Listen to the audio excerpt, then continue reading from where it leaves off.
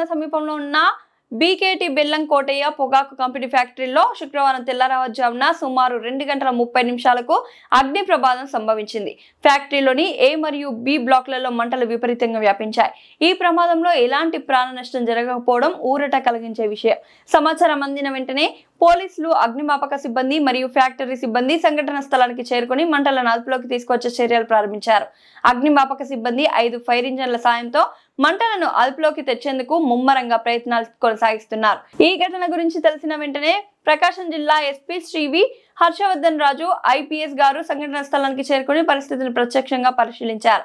సంబంధిత శాఖల అధికారులతో సమీక్ష జరిపి ప్రమాదానికి గల కారణాలను తక్షణం గుర్తించి నివేదిక సమర్పించాలని ఆదేశించారు.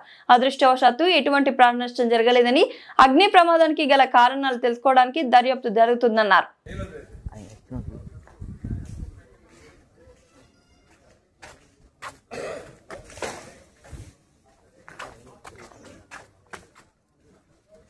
వెంకట్రావు చూడు నన్నది నేను అటు వెళ్తాను అన్నది.